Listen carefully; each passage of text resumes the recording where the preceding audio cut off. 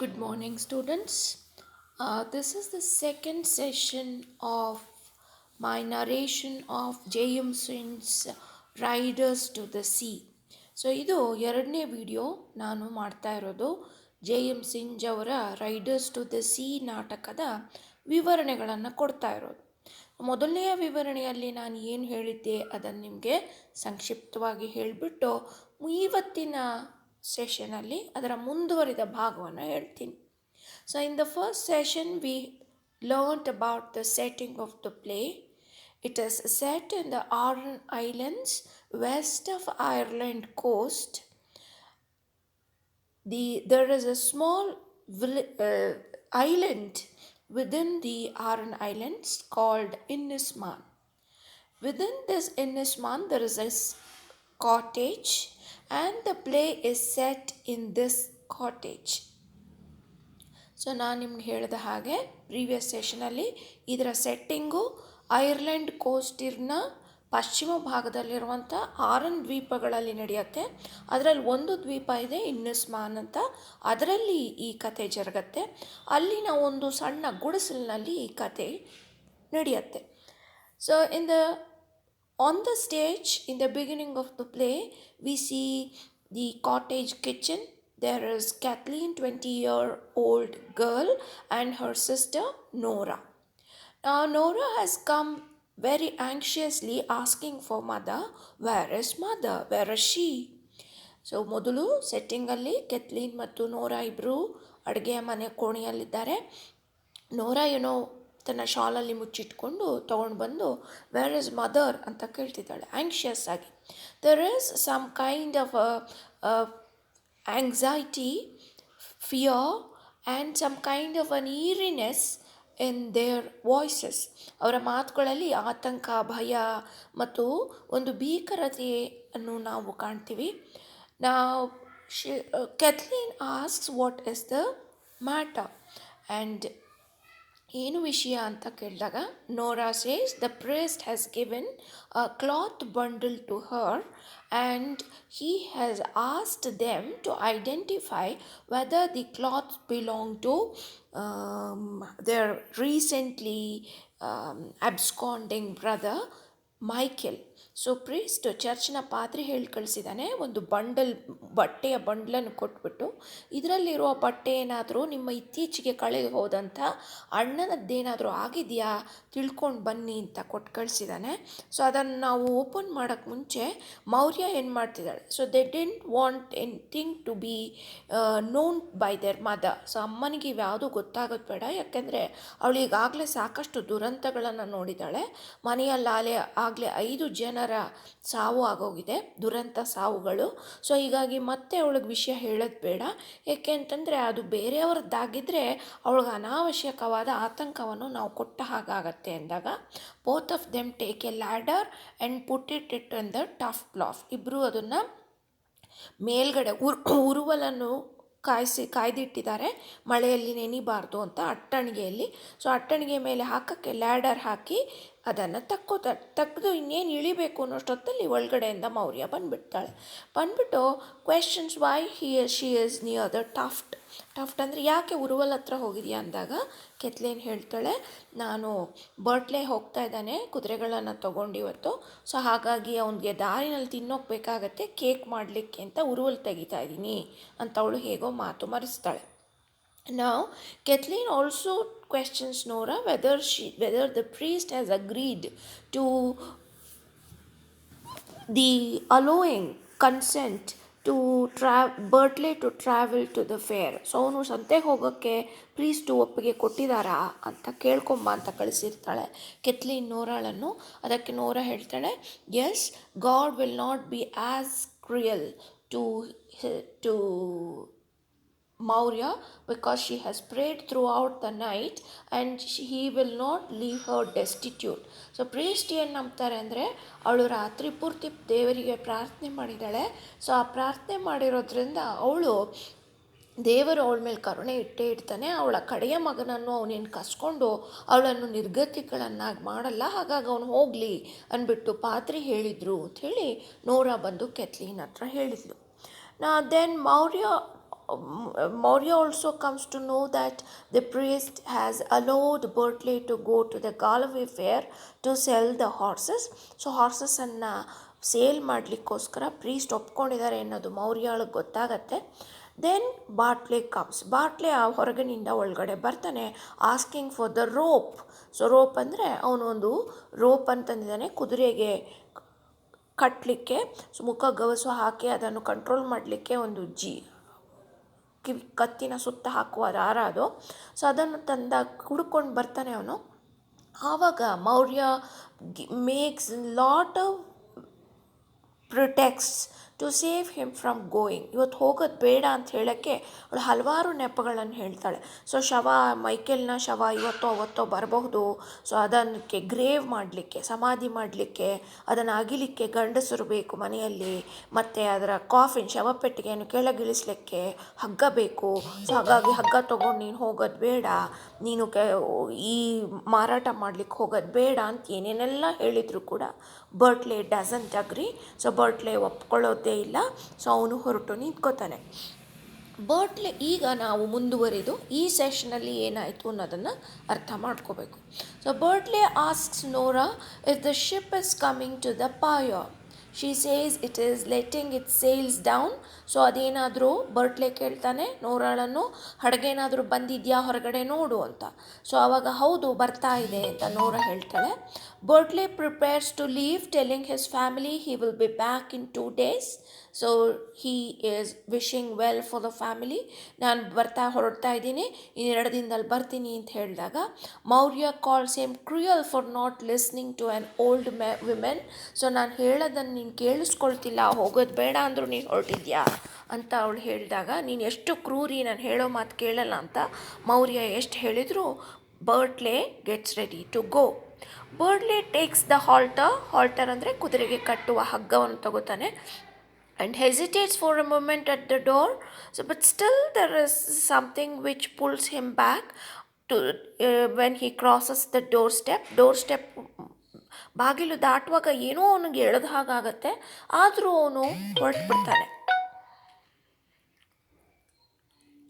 He says he must go and alteringly tells her the blessing of God on you. So ಸ್ವಲ್ಪ ಕಸಿಯಿಂದಾನೆ ಹೇಳ್ತಾನೆ, ದೇವರು ನಿಮ್ಮನ್ನೆಲ್ಲರನ್ನು ರಕ್ಷಿಸಲಿ ಅಂತ. He leaves. Kathleen takes her mother why she did not bless him, especially as there is already so much sorrow in the house even without him being unlucky. So Kathleen questions her mother. Kathleen ಕೇಳ್ತಿದ್ದಾಳೆ, ಅವ್ನು ಹೇಗಿದ್ದರೂ ಹೋಗ್ತಾ ಇದ್ದಾನೆ, why don't you bless him good things. ಹೋಗುವಾಗ ಅವನಿಗೆ ಯಾಕೆ ನೀನು ಆಶೀರ್ವಾದ ಮಾಡಲ್ಲ ಅವನಿಗೆ, ಅದರಲ್ಲೂ ಮನೆಯಲ್ಲಿ ಇಷ್ಟೊಂದು ದುಃಖ ತುಂಬಿಕೊಂಡಿರ್ಬೇಕಾದ್ರೆ ಅವನಿಲ್ಲದೆ ಇದ್ದರೆ ಇನ್ನೂ ದುಃಖ ಜಾಸ್ತಿ ಆಗತ್ತೆ ನಮಗೆ. ಅಂಥ ಸಮಯದಲ್ಲಿ ಅವನಿಗೆ ಒಂದು 4 ಒಳ್ಳೆಯ ಮಾತಾಡೋದು ನೀನು ಯಾಕೆ ಕಳಿಸಲ್ಲ ಅಂತ ಕೆತ್ಲೀನ್ ತಾಯಿಯನ್ನು ಕೇಳ್ತಾಳೆ. Her mother simply pokes at the fire. So ಅವಳ ತಾಯಿ ಸುಮ್ಮನೆ ಕೆಂಡವನ್ನು ಕೆದರ್ತಾ ಕೂತ್ಕೋತಾಳೆ. Nora and Kathleen realise they forgot to give Bartley the cake bread. So ಇಬ್ಬರೂ ಯೋಚನೆ ಮಾಡ್ತಾರೆ, ಸಡನ್ನಾಗಿ ಜ್ಞಾಪಕ ಬರುತ್ತೆ ನೋರಾ ಮತ್ತು ಕೆತ್ಲೀನ್ಗೆ ಅವರು ಬರ್ಟ್ಲೆಗೆ ಮಾಡಿದಂಥ ರೊಟ್ಟಿಯನ್ನು ಕಳಿಸ್ಲೇ ಇರಲ್ಲ. ಕೇಕ್ ಬ್ರೆಡ್ಡು ಹಾಗೇ ಇರುತ್ತೆ. They put it in a cloth piece, ಒಂದು ಬಟ್ಟೆಯ ಗಂಟಲ್ಲಿ ಅದನ್ನು ಮುಚ್ಚಿಬಿಟ್ಟು ಹೇಳ್ತಾರೆ, Kathleen gives her the bread and tells her she must go give it to her son so that. So ನೀನು ಈಗ ನಿನ್ನ ಮಗ ಅಲ್ಲಿ ಚಿಲುಮೆ ಹತ್ರ ಸಿಗ್ತಾನೆ, ಅವನಿಗೆ ಬಟ್ಟೆಯ ಗಂಟಲ್ಲಿರುವ ರೊಟ್ಟಿಯನ್ನು ಕೊಟ್ಟುಬಿಟ್ಟು ಅವನಿಗೆ 4 ಒಳ್ಳೆಯ ಮಾತಾಡಿ ಬಾ ನೀನು ಅಂಥೇಳಿ ಈಗ ಮೌರ್ಯಾಳನ್ನು ಮನೆಯಿಂದ ಬರ್ಟ್ಲೆ ಹೋಗುವ ದಾರಿಗೆ ಹೋಗು ಅಂತ ಕಳಿಸ್ತಾ ಇದ್ದಾರೆ. Maurya is reluctant to leave the cottage. So Maurya doesn't like to go out of the cottage ಹೋಗೋಕ್ಕಾಗಲ್ಲ, it is very difficult to stand, ನಿಂತ್ಕೊಳ್ಳೋಕ್ಕೆ ಆಗ್ತಿಲ್ಲ ನನಗೆ ಅಂತೆಲ್ಲ ಹೇಳಿದಾಗ Kathleen tells Nora to give her mother the walking stick. So ಮೌರ್ಯಾಳಿಗೆ ಒಂದು ಕೋಲ್ ಕೊಡು. ಮೈಕೆಲ್ ಒಂದು ಊರುಗೋಲನ್ನು ತಂದುಕೊಟ್ಟಿರ್ತಾನೆ, ಆ ಊರುಗೋಲನ್ನು ನೀನು ಇಟ್ಕೊಂಡು ಹೋಗಿ ನೀನು ಅವನಿಗೆ ಆಶೀರ್ವಾದ ಮಾಡಿ ಇದನ್ನು ಕೊಟ್ಬಿಟ್ಟು ಬಾ ಅಂದ್ಬಿಟ್ಟು ಕೆತ್ಲೀನ್ ಅವಳನ್ನು ಕಳಿಸುವ ಪ್ರಯತ್ನ ಮಾಡ್ತಾ ಇದ್ದಾಳೆ. The daughters watch her leave and then grab the bundle. So when she left they open the bundle which is given by the priest ಕೊಟ್ಟಿದ್ದಂಥ ಆ ಬಂಡಲ್ ಬಟ್ಟೆಯ ಗಂಟನ್ನು ಇಬ್ಬರು ಬಿಚ್ಚಿ ನೋಡ್ತಾರೆ. Nora tells her sister that the young prince said 2 men were rowing a boat and one's oar struck a body. Now, the priest had explained how the disaster has happened on the sea. So ನೋರಾಳಿಗೆ ವಿವರಿಸಿ ಕಳಿಸಿರ್ತಾನೆ ಪಾತ್ರಿ, ಇಬ್ಬರು ಒಂದೇ ಸರ್ತಿ ಸತ್ತು ಹೋಗಿದ್ದಾರೆ, ಅದರಲ್ಲಿ ಹುಟ್ಟು ಹಾಕ್ತಾ ಇರುವಂಥ ದೋಣಿಯ ಹುಟ್ಟೆನೇ ಹೋಗಿ ಅವನಿಗೆ ಎದೆಗೆ ಬಡ್ದಿದೆ ಒಬ್ಬನಿಗೆ. ಈ ದುರ್ಘಟನೆಯಲ್ಲಿ ಇದು ಕೂಡ ಆಗಿದೆ ಅಂತೆಲ್ಲ ಹೇಳಿದ್ರು ಅಂತ ಹೇಳಿ ಕೆತ್ಲೀನ್ ಹತ್ರ ನೋರಾ ಬಂದು ಹೇಳ್ತಾಳೆ. Kathleen opens the bundle while they discuss how long it would have taken for the body to get to Donegal. They all discuss it's already 9 days ಅಂದರೆ ಅವನ ಬಾಡಿ ಬರಬೇಕಾದ್ರೆ ಎಷ್ಟು ದಿನ ಆಗಿರ್ಬೋದು, ಒಬ್ಬ ಮನುಷ್ಯ ಅದನ್ನು ಈಜಕ್ಕೆ ಎಷ್ಟು ದಿನ ಆಗ್ಬೋದು, ಅಥವಾ ಶವಕ್ಕೆ ಚಲನೆ ಮಾಡೋಕ್ಕೆ ಎಷ್ಟು ಗಂಟೆಗಳಾಗಿರ್ಬೋದು ಅಂತೆಲ್ಲ ಒಬ್ರಿಗೊಬ್ರು ಮಾತಾಡ್ಕೋತಾರೆ. Nora is dismayed to see that the socks in the bundle is just like one she knit for her brother. So Nora is quite shocked to see that the socks which she has made for Michael was in the cloth bundle. So cloth ಬಂಡಲಲ್ಲಿ ಅಣ್ಣನಿಗೋಸ್ಕರ ನೇಯ್ದಿದ್ದಂಥ socks ಇದೆ ಅಂಥೇಳಿ ಅವಳಿಗೆ ತುಂಬ ಬೇಜಾರು ಶುರುವಾಗ್ಬಿಡತ್ತೆ. She becomes more upset and wonders aloud that a man who was once a great rower and fisher is now represented merely by a shirt and sock. So Michael was known as a great rower and a great swimmer, and now instead of such a strong energetic man they are able to see only his shirt and socks. So Nora ಒಂದು ತುಂಬ ಬೇಜಾರಾಗ್ಬಿಡುತ್ತೆ, ಸಡನ್ನಾಗಿ shock ಆಗ್ತಾ ಇದೆ, ಅವಳಿಗೆ upset ಆಗಿಬಿಡ್ತಾಳೆ. ಯಾಕೆಂದರೆ ಅಷ್ಟು ಗಟ್ಟಿಮುಟ್ಟಾದ ಅಷ್ಟು ಶಕ್ತಿವಂತನಾದ ಅಣ್ಣ, ಅವನು ಹೆಸರುವಾಸಿಯಾಗಿರುವಂಥ ದೋಣಿ ನಡೆಸುವವನು ಮತ್ತು ಸ್ವಿಮ್ಮರ್ ಈಜುಗಾರ ಅವನು. ಸೊ ಅಂಥವನಿಗೆ ಈ ಥರ ಆಗೋಯ್ತಲ್ಲ, ಒಂದು ಶರ್ಟು ಮತ್ತು ಸಾಕ್ಸ್ನಿಂದ ನಾವು ಅವರನ್ನು ಗುರುತಿಸುವ ಥರ ಆಯ್ತಲ್ಲ ಅಂಥೇಳಿ ಅವಳು ತುಂಬ ಅಪ್ಸೆಟ್ ಆಗ್ತಾಯಿದೆ ನೋರಾಗೆ. Suddenly the sisters, they hear their mother returning. Now they suddenly comes to know that mother is coming. They just throw the bundle once again into the tough loft. They hide the cloths and try to conceal the tears. ಬರ್ತಾ ಇರುವ ಕಣ್ಣೀರನ್ನು ಒರೆಸ್ಕೊಂಡು ಹೇಗೋ ಬೆನ್ನು ತಿರುಗಿಸಿ ಕೂತ್ಕೋತಾರೆ. Maurya comes in slowly and sits by the fire. Maurya ಬಂದು ಉರುಬಿಲಿನ ಪಕ್ಕ ಕೂತ್ಕೋತಾಳೆ. The bread is untouched. She has not given the bread at all. So ಬಟ್ಟೆಯಲ್ಲಿ ಸುತ್ತ ಕಳಿಸಿರುವಂಥ ರೊಟ್ಟಿಯನ್ನು ಅವಳು ಕೊಟ್ಟೇ ಇಲ್ಲ, ಹಾಗೆ ತೊಗೊಂಬಂದಿದ್ದಾಳೆ. Maurya begins to wail and refuses to answer Kathleen's queries. So Kathleen ಕ್ವೆಶನ್ಸ್ನ ಅವಳು ಏನು ಉತ್ತರನೇ ಕೊಡದೆ ಜೋರಾಗಿ ಅಳೋಕ್ಕೆ ಶುರು ಮಾಡಿದ್ದಾಳೆ. ಮೌರ್ಯ ವೇಲ್ಸ್ ಅಂದರೆ ಅಳ್ತಾ ಇದ್ದಾಳೆ. Finally Maurya replies weekly that Har heart is broken. Now why she is crying is the reason because she has lost all hope. She is an utter disappointment. So ಯಾಕೆ ಹೇಳ್ತಾ ಇದೀಯ ಅಂತ ಕೇಳಿದಾಗ ಫೈನಲಾಗಿ ಹೇಳ್ತಾಳೆ, ನನ್ನ ಎದೆ ಒಡೆದು ಚೂರಾಗಿದೆ, ನನ್ನ ಎದೆಯಲ್ಲಿ ಏನೂ ಇಲ್ಲ, ನನಗೆ ಯಾವ ಭರವಸೆನೂ ಇಲ್ಲ, ಯಾವ ಆಶಾವಾದನೂ ಇಲ್ಲ ಅಂತ ಮತ್ತೆ ಜೋರಾಗಿ ಶುರು ಮಾಡ್ತಾಳೆ. Kathleen looks outside and sees Bertley on the mare with the grey pony behind him and rebukes her mother. Kathleen ಹೊರಗೆ ಬಂದು ನೋಡ್ತಾಳೆ. ಆವಾಗ ಬರ್ಟ್ಲೆ ಕುದುರೆ ಮೇಲೆ ಹೋಗ್ತಾ ಇದ್ದಾನೆ, ಅದರ ಹಿಂದೆ ಗ್ರೇ ಪೋನಿ ಅಂದರೆ ಬೂದಿ ಬಣ್ಣದ ಕುದುರೆ ಮರಿ ಫಾಲೋ ಆಗ್ತಾ ಇದ್ದ ಮೇಲೆ ನೋಡಿಬಿಟ್ಟು, ಏನಮ್ಮ ಇಷ್ಟು ಚೆನ್ನಾಗಿದ್ದಾನೆ ಅವನು, ಯಾಕೆ ಅಳ್ತಾ ಇದ್ದಾರೆ, ರಿಬ್ಯೂಕ್ಸನ್ನು ಬಯೋಕ್ಕೆ ಶುರು ಮಾಡ್ತಾಳೆ. Maurya is still acting oddly ವಿಚಿತ್ರವಾಗಿ ಆಡೋಕ್ಕೆ ಶುರು ಮಾಡಿದ್ಲು Maurya, saying that she saw the most fearful thing. So you have seen Bertley on the red mare. So ಕೆಂಪು ಬಣ್ಣದ ಕುದುರೆಯ ಮೇಲೆ ಅವನು ಹೋಗ್ತಾ ಇದ್ದಾನೆ, ಹಿಂದೆ ಅದರ ಮರಿ ಹೋಗ್ತಾ ಇದೆ, ನೀನು ಅದನ್ನು ನೋಡಿದ್ಯಾ, ಆದರೆ ನಾನು ತುಂಬ ಭಯಂಕರವಾದ ಚಿತ್ರವನ್ನು ನೋಡ್ಕೊಂಡು ಬಂದೆ ಅಂತ ಹೇಳ್ತಾಳೆ. The girls ask her to tell them, ಏನು ನೋಡಿದೆ, ಏನಾಯಿತು ಹೇಳು ಅಂದಾಗ, she explained she went down to the spring and saw Bertley riding with the pony. So I went to give him cake and saw Bertley riding on the mare and the pony was following. So ನಾನು ಹೆಣ್ಣು ಕುದುರೆಯನ್ನು ಅವನು ಬರ್ಟ್ಲೆ ಓಡಿಸ್ಕೊಂಡು ಹೋಗ್ತಾ ಇದ್ದ, ಹಿಂದೆ pony ಹೋಗ್ತಿತ್ತು, ನಾನು ನೋಡಿದೆ. As she talks she become distress, ತುಂಬ ಬೇಸರವನ್ನು ವ್ಯಕ್ತಪಡಿಸ್ತಾಳೆ. And admits she saw Michael. So ನಾನು ಮೈಕೆಲ್ನನ್ನು ನೋಡಿದೆ. ಸೊ ಮೈಕೆಲ್ ಸತ್ತೋಗಿ 9 ದಿನ ಆಗಿದೆ, ಆದರೆ ಮೈಕೆಲ್ನನ್ನು ನೋಡಿದೆ ಅಂತ ಮೌರ್ಯ ಹೇಳ್ತಿದ್ದಾಳೆ. Cathleen says that this cannot be true, ಹೇಗೆ ಸತ್ಯ ಆಗತ್ತಿದು ಅಂತ. ಬಟ್ ಮೌರ್ಯ ಎಕ್ಸ್ಪ್ಲೈನ್ ಮಾಡಿ ಹೇಳ್ತಾಳೆ, as Bartley was riding toward her she tried to bless him, but the word stuck in her throat and she could say nothing. She then looked up and saw Michael dressed nicely. So ಏನಾಯಿತು ಅಂದರೆ, ನಾನು ಬರ್ಟ್ಲೆಯ ಕಡೆಗೆ ಚಿಲುಮೆಯ ಹತ್ರ ಹೋದೆ, ಅವನನ್ನು ವಧಿಸಬೇಕು ಅಂತ ಅವನ ಹತ್ರ ಹೋದಾಗ ನನ್ನ ನಾಲ್ಗೆ ಹಿಡಿದ ಹಾಗಾಯಿತು, ಮಾತು ಹೊರಗೆ ಬರಲಿಲ್ಲ. ಯಾಕೆಂದರೆ ಕಣ್ಣೆತ್ತಿ ನೋಡಿದಾಗ ಅಲ್ಲಿ ಮೈಕೆಲ್ ಇದ್ದಾನೆ, ತುಂಬ ಸುಂದರವಾಗಿ ಬಟ್ಟೆ ಹಾಕ್ಕೊಂಡು ಬಂದು ನಿಂತಿದ್ದಾನೆ ಅಂತ. Cathleen starts to wail that they are destroyed. So Cathleen ಇದನ್ನು ಕೇಳಿಸ್ಕೊಂಡು ಅವಳು ಕೂಡ ಜೋರಾಗಿ ಅಳಕ್ಕೆ ಶುರು ಮಾಡ್ತಾಳೆ. Nora wonders about the young priest saying God would never leave Maurya without a son. Maurya scoffs and says that her husband's father, and 6 sons have all died. Now Maurya starts recalling the series of tragedies which she has come across in her life. ಈಗ ಮೊದಲಿಂದ ದುರಂತ ಕಥೆಗಳ ಸರಣಿಯನ್ನು ವಿವರಿಸ್ಕೊಂಡು ಹೋಗ್ತಾಳೆ. ಯಾರ್ಯಾರು ತನ್ನ ಹಸ್ಬೆಂಡನ್ನು ಕರ್ಕೊಂಡಾಗ ಏನಾಯಿತು, 6 ಗಂಡು ಮಕ್ಕಳು ಸತ್ತು ಹೋದರು. ಇದೆಲ್ಲ ಹಿಂಗೆ ಮಾಡಬೇಕಾದ್ರೆ ಹೊರಗಡೆ ಒಂದು ಗುಂಪು ಹೆಂಗಸರು ನಾರ್ತ್ ಈಸ್ಟ್ ಕಡೆಯಿಂದ ಹೊರಗಿನಿಂದ ಬರ್ತಾ ಇದ್ದಾರೆ. Maurya continues to narrate how all of our sons died.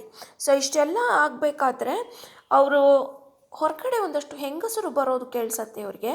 Maurya ಮಾತ್ರ ಹೊರಗೆ ಬರ್ತಾ ಇರುವ ಯಾವುದು ಪರಿಗಣನೆ ಇಲ್ಲದೆ ಹತ್ಕೊಂಡು ತನ್ನ ವಿವರಣೆಯನ್ನು ಕಂಟಿನ್ಯೂ ಮಾಡ್ತಾಳೆ. How all of her sons died, ಎಲ್ಲ ಗಂಡು ಮಕ್ಕಳು ಹೇಗೆ ಸತ್ತೋದ್ರು. ಪ್ಯಾಚ್ ಅನ್ನೋ ಒಬ್ಬ ಮಗ, who was brought and dripping wet even though it was a dry day. Patch ಅನ್ನುವ ಮಗ ಸತ್ತೋದಾಗ ಆ ಮನೆಗೆ ಅವನ ಶವವನ್ನು ನೀರಿನಲ್ಲಿ ಮುಳುಗಿ ಡ್ರಿಪ್ ಆಗ್ತಿದೆ, ನೀರು ಬೀಳ್ತಾ ಇದೆ, ವೆಟ್ಟಾಗಿದೆ ಬಾಡಿ ಎಲ್ಲ, ಬಟ್ಟೆ ಎಲ್ಲ, ಅದಂಥ ಶವ ಬಂದಿದ್ದನ್ನು ಜ್ಞಾಪಿಸ್ಕೊತಾಳೆ.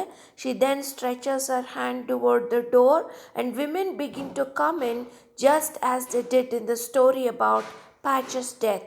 ಸೊ ಹಿಂಗೆ ತಿರುಗಿಸಿ ಈಗ ಬಂದರು ಅಂತ ನೋಡ್ಬೇಕಾದ್ರೆ ಕೈ ಹಿಡಿದ ತಕ್ಷಣ ಹೊರಗಡೆಯಿಂದ ಹೆಣ್ಣು ಮಕ್ಕಳು ಹೆಂಗಸರೆಲ್ಲ ಒಳಗಡೆ ಬರ್ತಿದ್ದಾರೆ.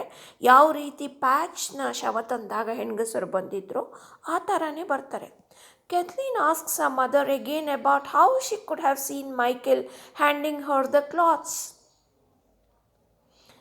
ನೋಡು, ಮೈಕೆಲ್ನ ನೀನು ಹೇಗೆ ನೋಡೋಕ್ಕೆ ಸಾಧ್ಯ ಇದೆ, ಮೈಕೆಲ್ ಸತ್ತು ಹೋಗಿದೆ ನೋಡು, ಅವ್ನ ಬಟ್ಟೆ ಕೂಡ ಬಂದಿದೆ ಅಂಥೇಳಿ ಕೆತ್ಲಿನ್ ಅವಳ ತಲೆಯಿಂದ ಮೈಕೆಲ್ನ ತೆಗೆದಾಕ್ಸ್ಬೇಕು ಅಂದ್ಬಿಟ್ಟು ಅವನ ಬಟ್ಟೆಯನ್ನು ತಂದು ಅವಳು ಕೈ ಕೊಟ್ಟರೆ, Nora looks outside and sees men carrying something with water dripping off it. So Nora ಹೊರಗೆ ಬಂದು ಹೆಂಗಸರೆಲ್ಲ ಯಾಕೆ ನಮ್ಮ ಮನೆ ಒಳಗೆ ಬರ್ತಿದ್ದಾರಂತ ಅಷ್ಟೊತ್ತಿಗಾಗಲೇ ಒಂದಷ್ಟು ಪುರುಷರು ಒಂದು ಯಾವುದೋ ಶವ ಎತ್ಕೊಂಡು ಒಳಗಡೆ ಬರ್ತಾ ಇದ್ದಾರೆ. ವಾಟರ್ ಡ್ರಿಪ್ಪಿಂಗ್ ಆಫ್ ಇಟ್, ದೇಹದೆಲ್ಲ ಒದ್ದೆ ಆಗಿದೆ, ನೀರು ಒದ್ದೆ ಆಗಿ ಬಟ್ಟೆಯಲ್ಲಿರುವ ನೀರೆಲ್ಲ ಹನಗ್ತಾ ಇದ್ದರೆ ಒಳಗಡೆ ಬರ್ತಿದ್ದಾರೆ. Cathleen whispers to the women asking if the men are carrying Bartley. The women say that they are. ಯಾರನ್ನು ಕರ್ಕೊಂಡು ಬರ್ತೀರಾ ನೀವು ಈಗ ಈ ಥರ ಒಳಗಡೆ ನಮ್ಮನೆ ಒಳಗೆ ಅಂತ ಕೆತ್ಲಿನ ಹೆಂಗಸರನ್ನು ಕೇಳ್ತಾಳೆ. ಸೊ ಇಷ್ಟಕ್ಕೆ ಇವತ್ತಿನ ಸೆಷನನ್ನು ಮುಗಿಸೋಣ. ಮುಂದಿನ ವಿಡಿಯೋದಲ್ಲಿ ಇದರ ಮುಂದುವರೆದ ಭಾಗವನ್ನು ನಾವು ಅರ್ಥ ಮಾಡ್ಕೊಳ್ಳೋಣ.